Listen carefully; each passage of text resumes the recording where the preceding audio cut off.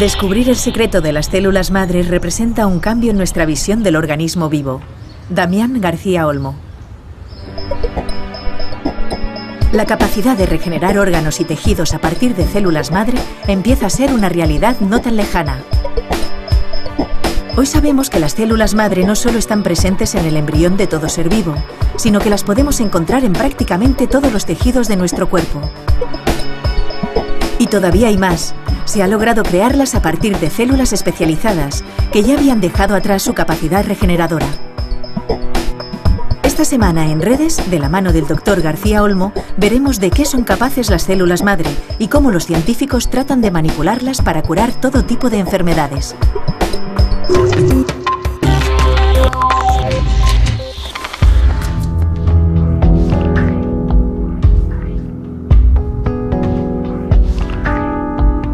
La historia que explicamos en este programa empezó hace mucho tiempo.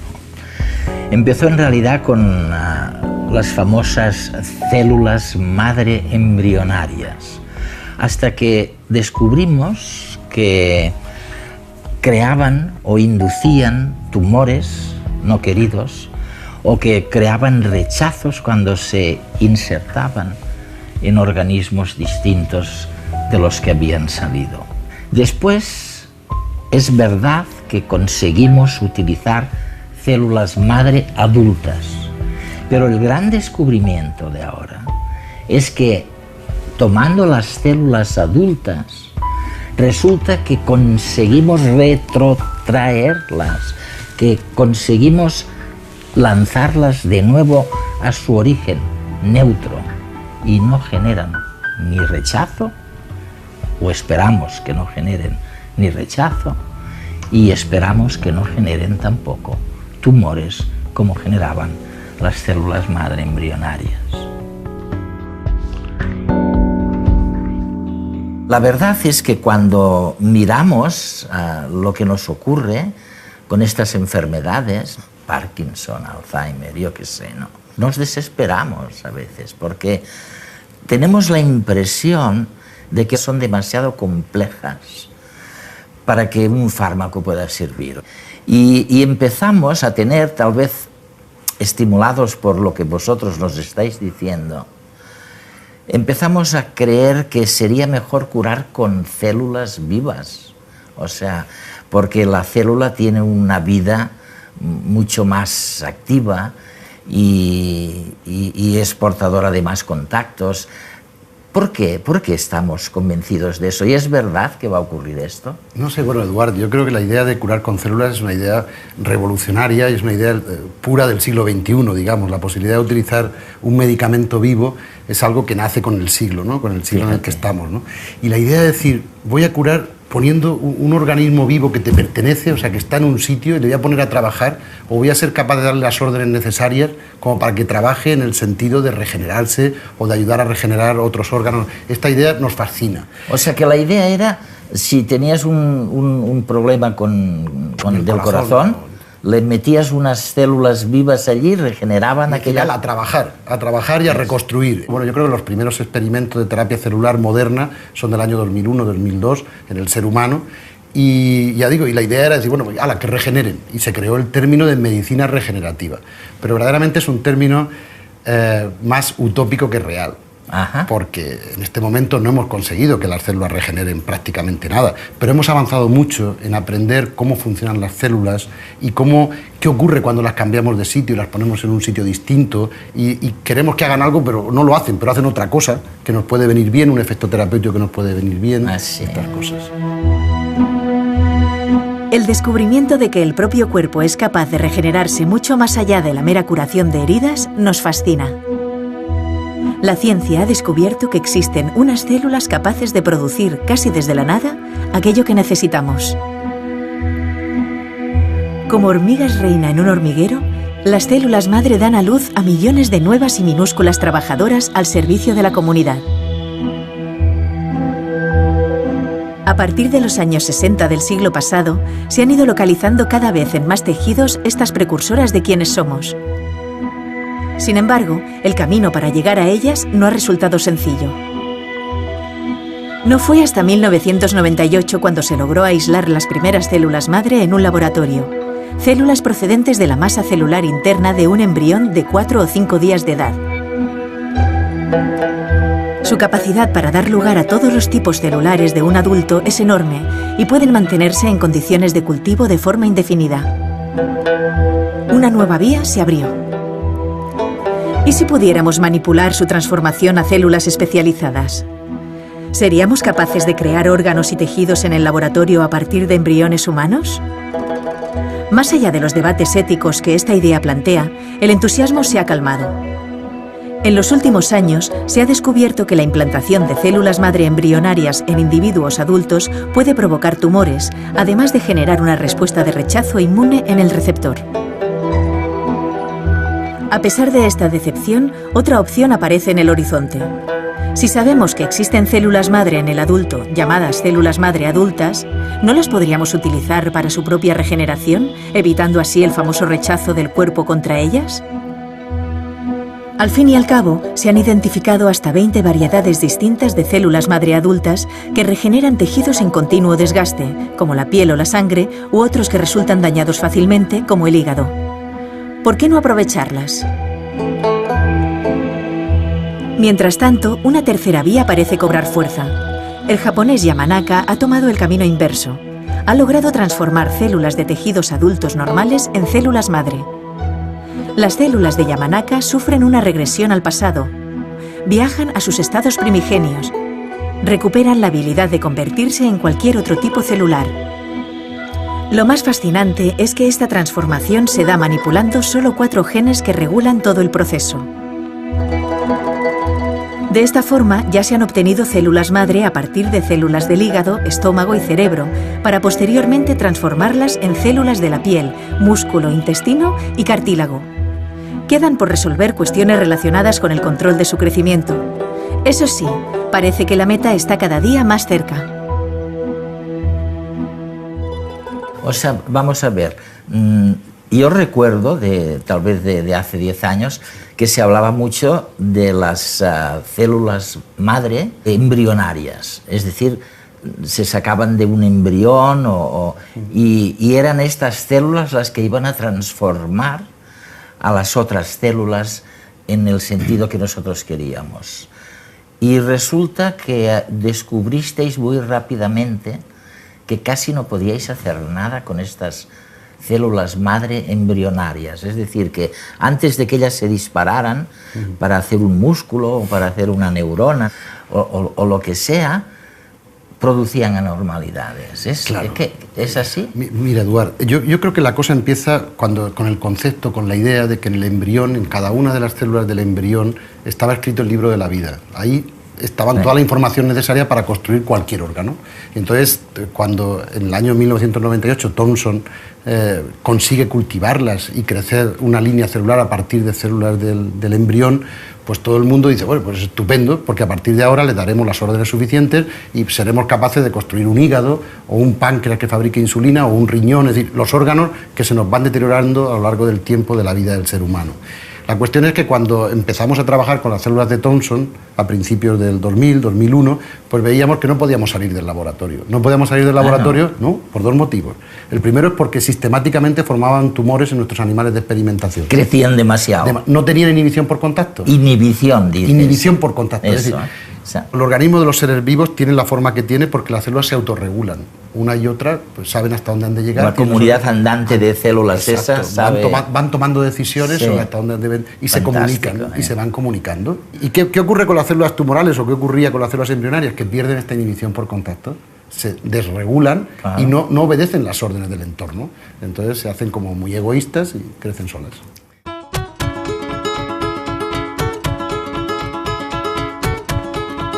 Al principio, la vida era muy sencilla. Células individuales compitiendo por la obtención de recursos. Más tarde comenzaron a cooperar y aparecieron los tejidos complejos formados por miles, millones de células trabajando en equipo. Pero ¿cómo se ponen de acuerdo para coordinarse? La tarea no parece que sea coser y cantar. Y sin embargo, algo sí tiene que ver con el coser. Solo gracias al microscopio electrónico, que nos permite ver imágenes más pequeñas que la milésima parte de 1 milímetro, se ha logrado detectar las costuras que unen a las células y permiten que colaboren entre sí. Las células son como sacos colocados unos junto a otros, y cada uno de ellos tiene una vida independiente. Sin embargo, existen uniones entre ellos que conectan sus esqueletos internos. Este tipo de bandas de adhesión atraviesan filas celulares y permiten que se muevan todas siguiendo un mismo patrón. Se encuentran en casi todos los tipos celulares y resultan claves, por ejemplo, para la formación de los diferentes estadios primarios de los embriones. Pero además de moverse juntas, las células deben comunicarse entre sí para darse información sobre lo que tienen que hacer a cada momento. Para ello disponen de centenares de minúsculos canales. Si no existiesen estos canales, no podrían contraerse las fibras musculares del corazón, ni moverse los intestinos. Tampoco podrían las células de la piel regenerar tejidos ni los embriones crecer, puesto que estas uniones permiten el paso de información que hace que las células en proceso de diferenciación sepan en qué posición se encuentran y hacia dónde deben dirigirse. Pero las células también deben aislarse entre sí. En este sentido, existen pequeñas puntadas que sellan espacios para que no se mezclen distintos líquidos. Es el caso de las células del intestino, donde esta función es primordial. Y es que, en el organismo, todo tiene su función y no se da puntada sin hilo. La célula embrionaria está ideada o tiene las órdenes necesarias para crecer en un entorno muy especial, que es el entorno del embrión, que es un entorno, vamos a llamarle, muy regulado. Y además estas células tienen que estar trabajando en un entorno del útero. El útero del mamífero superior es algo que no se ha podido imitar. Nadie ha podido crecer un embrión de mamífero fuera de un útero. No, ¿se ha intentado? Sí, se ha intentado, hasta la saciedad. ¿No? En animales, en roedores, en mamíferos inferiores, en mamíferos superiores, y hasta el momento nadie ha podido crecer un embrión fuera de un útero de una hembra. Es decir, no ha sido posible. Entonces, estas células están programadas para crecer muy bien en ese entorno perfectamente regulado. En cuanto se les saca y se les pone en un entorno distinto, enloquecen y crecen sin control. Ah, sí. ¿Y cuál ha sido entonces el gran descubrimiento desde que os disteis cuenta de que era muy difícil trabajar con las células madre embrionarias? O sea, alguien descubrió, me parece, corrígeme, por ahí, que con las células adultas, o sea, que ya habían crecido, se podía también hacer la mayor parte de las cosas que hacíais con las embrionarias. Exacto. En el año 2002 salió un paper en Nature que firmaba Catherine Berfel, una investigadora de Minnesota, en la que decía que en la médula ósea del ser humano, encontraba unas células que se parecían mucho a las células embrionarias con las que estábamos trabajando. Pero que eran adultas. Pero eran obtenidas de un individuo adulto. Y además se parecían mucho y hacían cosas muy parecidas. Se comportaban de una forma muy parecida en el sentido de que una célula de la médula podía fabricar una neurona, o podía fabricar hueso, o podía fabricar... Sí. Y entonces ese descubrimiento fue algo clave para los clínicos, porque enseguida vimos que estas células que se describieron en el 2002, que estas células que se llamaron, por el debate ético que hubo, célula madre adulta, estas células tenían inhibición por contacto, ya no enloquecían, y además las podemos sacar del propio sujeto enfermo. Pues claro, si yo voy a utilizar una célula embrionaria para tratar, voy a tener un problema de rechazo igual que pasa con los trasplantes. Tengo que utilizar inmunosupresores, teóricamente, si no hubieran provocado tumores, ¿no? Sí. Hubiera necesitado utilizar inmunosupresores. Sin embargo, si yo puedo obtener la célula del propio individuo enfermo y multiplicarla luego y crecerla, como llamamos nosotros, crecerla en el laboratorio tantas veces como yo quiera, pues las barreras se me han caído, no forma tumores y encima de todo no hay ningún problema de histocompatibilidad o de compatibilidad entre el donante y el receptor, porque es el mismo sujeto, ¿no? Con lo cual, a partir de ese momento, a partir del año 2002, un gran número de científicos clínicos internacionales comenzamos a trabajar en utilizar células para curar. Y este fue el cambio. Oye, y en esto es en lo que en España constituimos una especie de avanzadilla científica, o sea, estamos realmente en la vanguardia, ¿no? Sí, sí, sí. ¿A qué se ha debido el que estuviéramos? Yo creo que una circunstancia, en España hay una comunidad científica muy importante. A pesar de que no hubo una revolución científica, decimos, ¿no? Sí, pero yo creo que en España quedó una buena escuela de bioquímica, una buena escuela de biología celular. Esto. Y yo creo que la comunidad científica de pronto se dio cuenta de que era un nuevo producto terapéutico, que era algo en el que podían... Y en ese dinamismo tuvimos la suerte, yo creo, de que se fundó un grupo en el Instituto Carlos III, que es la red Tercel de terapia celular española, una red en la que nos unimos los básicos y luego nosotros, los clínicos, cirujanos, médicos internistas o gente que está trabajando con pacientes. Entonces los clínicos lo que hicimos fue intentar transferir el conocimiento del laboratorio a nuestros pacientes. Ahora me gustaría hablar un poquito de una cuestión en la que sois, estáis en la cabeza, pero en donde todavía utilizamos a la célula como un fármaco, sí, ¿no?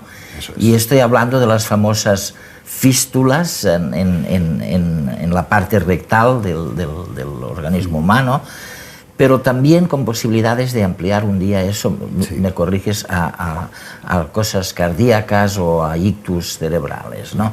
Vamos a ver, ¿en qué ha consistido el gran paso adelante que habéis dado en la utilización de células madre adultas, no para transformar a otras células, sino para curar, sencillamente, fístulas? Esto ha sido, digamos, todo el trabajo de nuestros 10 últimos años. Nosotros quisimos aprovechar nuestros conocimientos del grupo de investigación básico clínico para transferirlo a la clínica. Y yo dirijo un grupo de cirujanos y uno de los problemas centrales de la cirugía es la cicatrización. Los pacientes que van mal en cirugía es porque fracasa su cicatrización y no tenemos ningún control sobre ese procedimiento. Nosotros operamos a un paciente o un cirujano junta los tejidos, da puntos y espera 7 días a ver si han pegado o no han pegado, pero no tenemos ningún control efectivo sobre esto. Y lo que sí que sabemos es que la cicatrización comienza con la llegada masiva de estas células justamente al foco clave o al punto clave de cicatrización.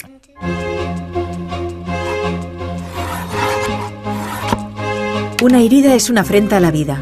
Su curación es un milagro silencioso en que la vida y la muerte se reparten la piel.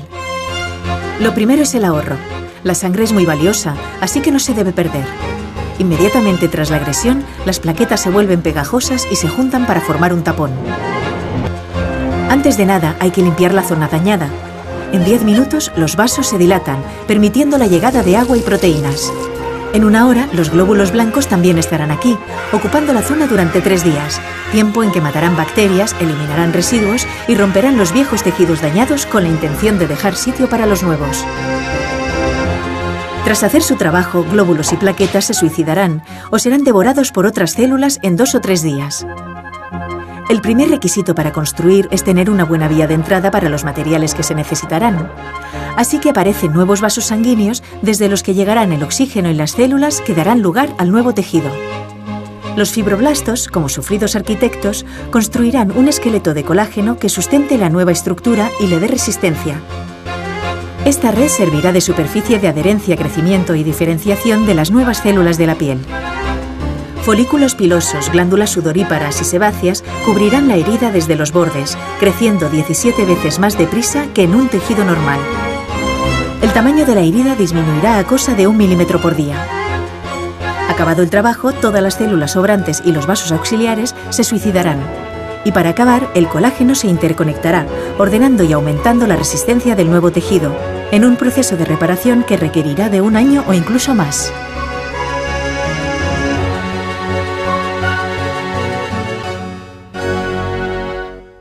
Entonces la hipótesis de partida en el año 2001 era, muy bien, ya sabemos manejar estas células son seguras. ¿Qué ocurriría si pusiéramos un plus celular, si pusiéramos más células allí de una forma artificial, que nosotros cogiéramos las células de un sitio, las creciéramos y cogemos 100.000 y fabricamos 60 millones y las ponemos allí? Esto mejoraría la cicatrización. Esta fue la hipótesis de partida.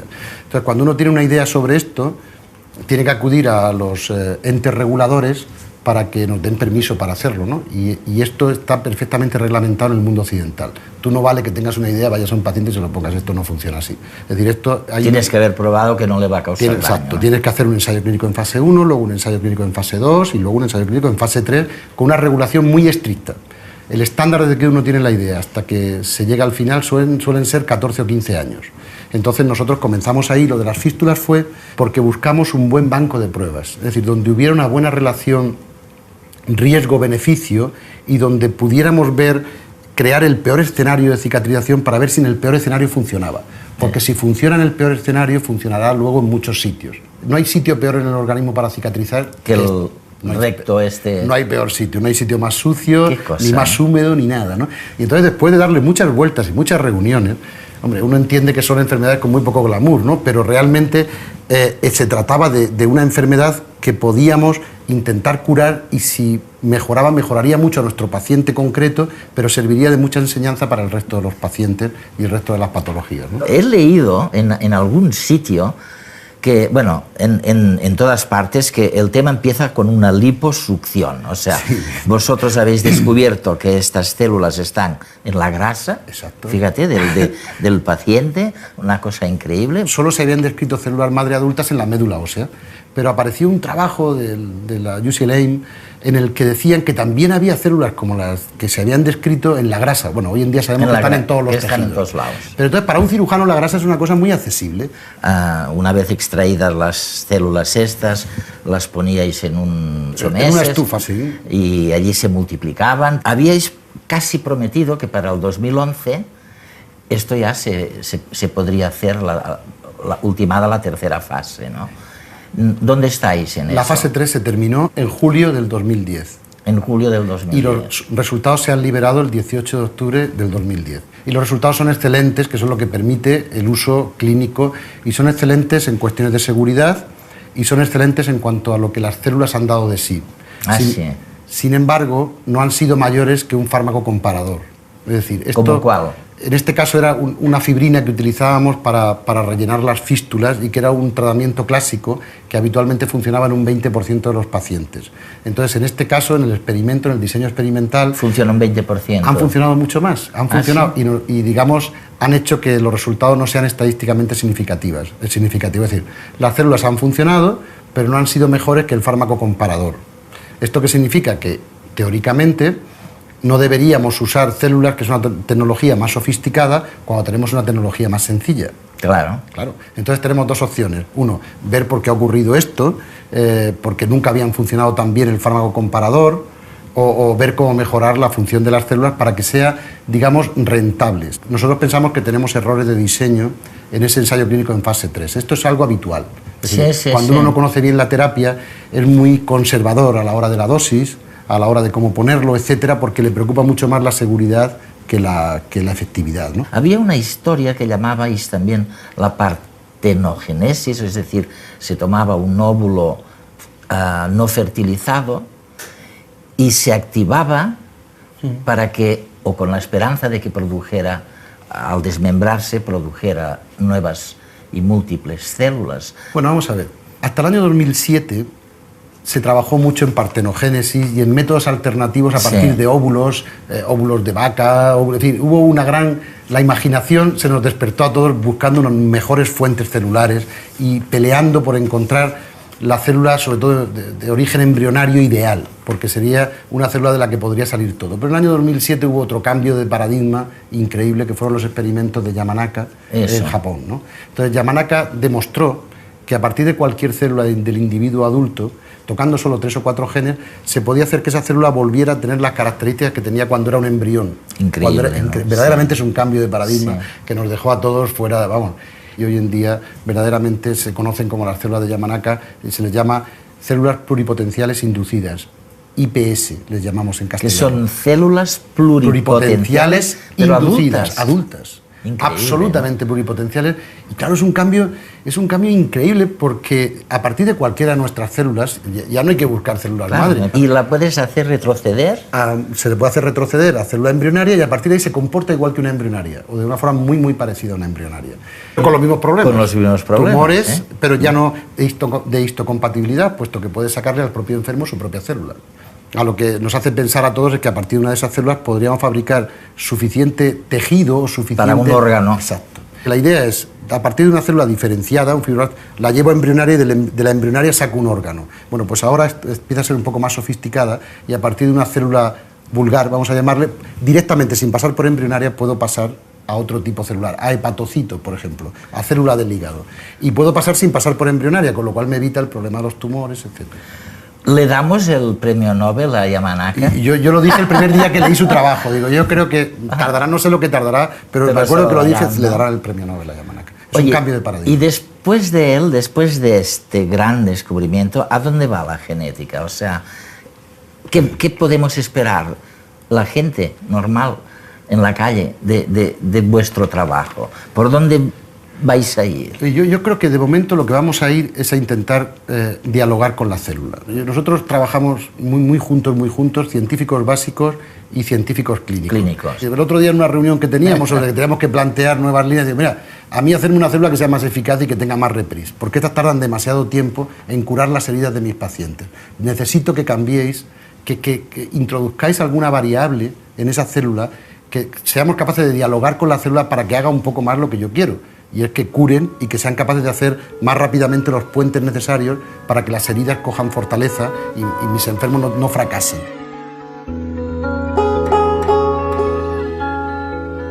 En este programa hemos podido constatar la importancia, el impacto tremendo que van a tener lo que llamamos los proyectos translacionales, es decir, aquellos proyectos que inciden sobre la vida cotidiana antes de lo que se esperaba, porque es obra de un grupo de científicos multidisciplinar en el que participan tanto clínicos como investigadores.